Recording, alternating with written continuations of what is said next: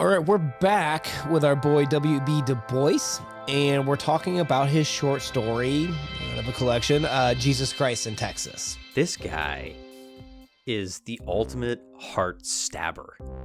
His stories are so emotional. I don't care if you have any inkling of U.S. history and racism. The emotional baggage is palpable in this one. It's crazy.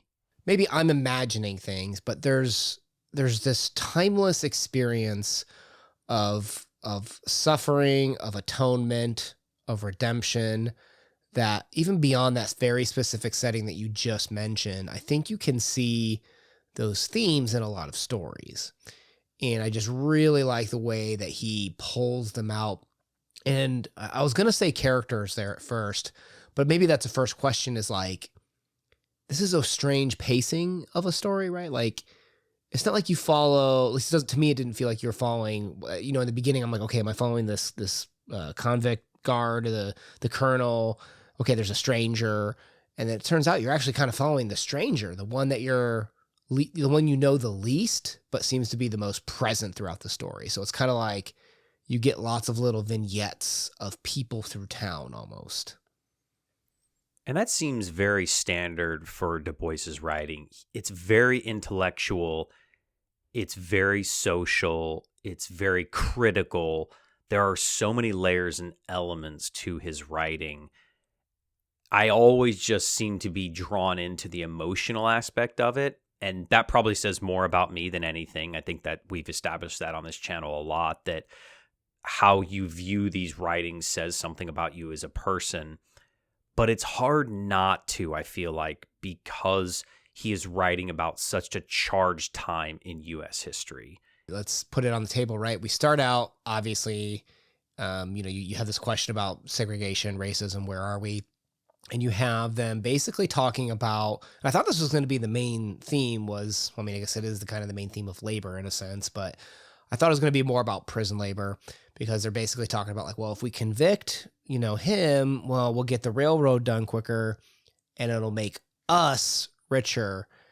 And that's what kind of kicks the story off, right? Because you've got these white men in power talking about what to do with the African Americans who are not in power and have complete control, right? And they're like, well, we could do this, we'd be rich. And the millionaire has this air of breeding about him, right? Like the idea that the Old South, right, passing down generational wealth is kind of how it happened back in the day.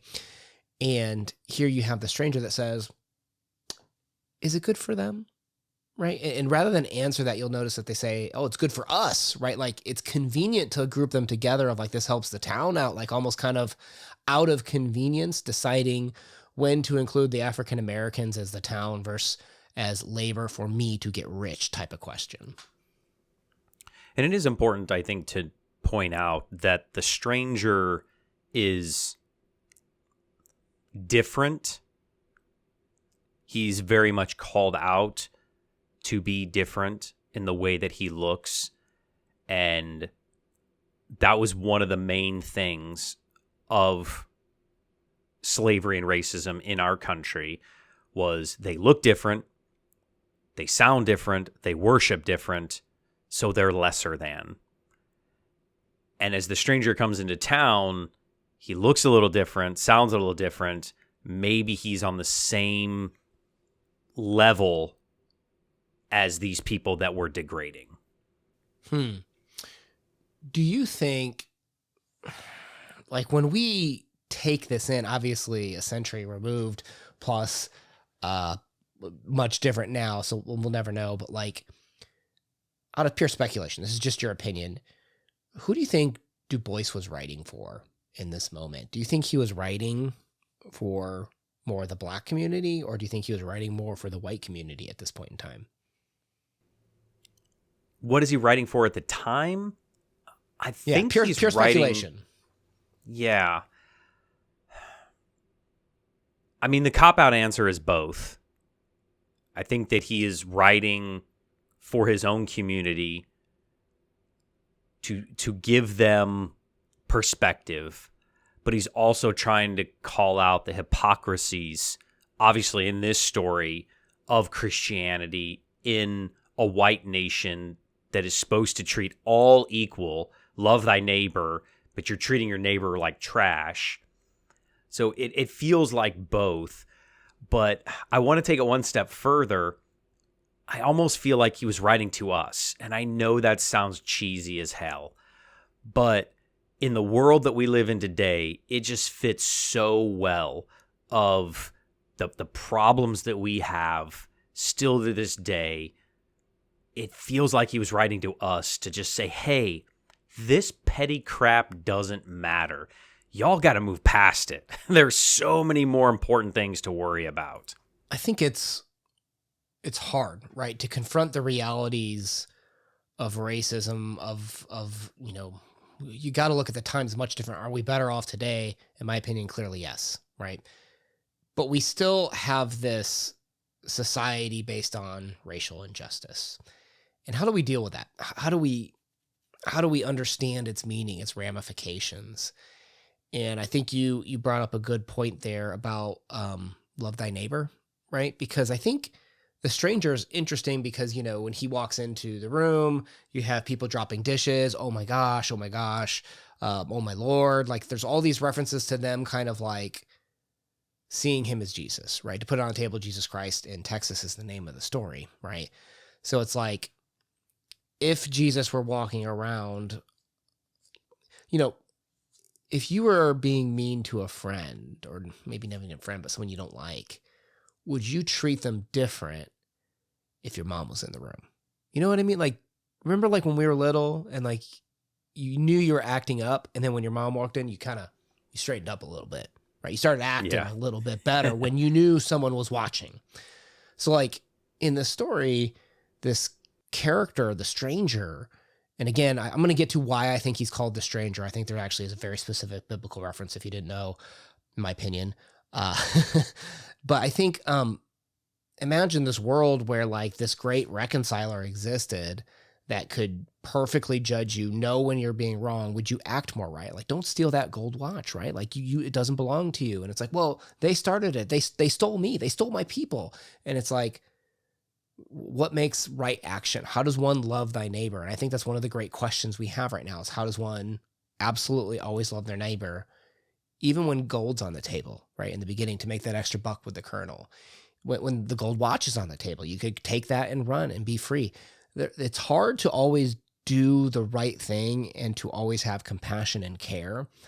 And I think that's where you see a lot of people in power will trade in the opportunity to do arguably a moralistically more correct thing, which is to love thy neighbor and trust someone and to be kind to them and to give them when you're more, when you're more fortunate than them, noblesse oblige in some sense. And then when someone isn't watching and you have power, right, it's really easy to abuse that. And I think that's what's interesting as these characters choose to abuse them and when to include them in society and when not to, right? Like referring to them as the N-word, like, oh, we don't need to love them. They're the N-word. Like it's interesting how these characters misuse and abuse power based on who's watching. Feels like DuBois is pointing out to what us retrospect obvious, the white supremacy of the time. And it's easy to look back and study history with rose-colored glasses. But to your point of how do you behave when your neighbor is watching you, and how do you behave when your neighbor is not watching you? And one of my college professors always brought up the point of, do you stop at a stop sign when you're the only one at the four-way stop? Or do you just kind of roll through it? You look real quick and go. Nobody's there. Literally nobody. It's 1 a.m. You know nobody's there. Do you stop? Do you help out your neighbor when they're not watching? Do you help somebody and not post it on social media today? And that feels like this cataclysmic thing that DuBois is trying to point out here of that matters, of your own personal integrity in this. I think is just important as how society will view you and treat you, regardless of your race. Is that a factor? Sure. It was a factor then. It's probably still a factor today. Should it be? I don't think it should be, because he's kind of pointing out that there are more important things to regard someone on: their character and how they behave themselves when it's just them and their God. It's kind of like you see those prank videos where someone like attempts to incite anger or violence from someone, making fun of them, challenging them. And I don't know how many times it's scripted, right? And I don't know how many times people just walk by and like, okay, whatever. But they always catch one fish, it seems. Like there's always that one person like, what, you want to go? You want, like, they'll fight back. It's one thing to pose the question of, do you stop at the stop sign when there's no one there? Because there is nobody watching, right? Did you choose to do the right thing? What about almost like kind of like the polar opposite? You know, when they're leaving the courthouse and you had the black man that had like the air of anger and like, there's a very specific word. I can't remember what he used, but it was like this rage that he had, but he still kept working. He still kept obeying. The point in case, the guy that didn't steal the gold watch, even though he had so much stolen from him. What about the opposite? Not when no one's watching, but when you've been mistreated. When are you allowed to have your comeuppings? And when do you just need to stick by your guns of forgiveness, right? Like in terms of like that whole atonement and salvation thing. Like we all do bad things, but how do you turn the other cheek is another question here. And I think that's a pretty freaking hard question to answer. Oh, definitely. I think what DuBois got was he could see into racial identity from both sides. And as a historian, I've learned, because it's not really taught a lot of times, is that Jesus from the Bible was not white. He didn't have blonde hair and blue eyes. That's a misrepresentation of European artists. And I think that that's something that a lot of people identify with. We are social creatures. We are creatures of society. We look at one another and judge. And that's because we have primal instincts as well. And I think DuBois, he was able to see past that, but also see it as a togetherness, which makes his writing so unique. How civilization is evolving over time. And he's pointing out here kind of the delusion of white supremacy, specifically in this time period and in America. And maybe that can pass on to today as well. I don't know. But he's just a master at getting all up in your feels. See, and for me, when you get to the end, when you have the lady that, you know, she had the run in with the African American man, and then the husband stepped in, and the mob lynch came, and they hung the man, hanged him. She wakes up, and then she has the vision of the man hanging by the branch, and then there's the crimson cross that explodes, and it's kind of like this day of reckoning coming.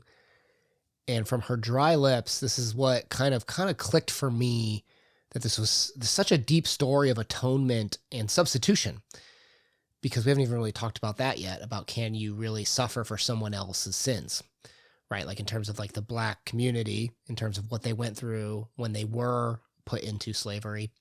But you have this, what she said, despised and rejected of men.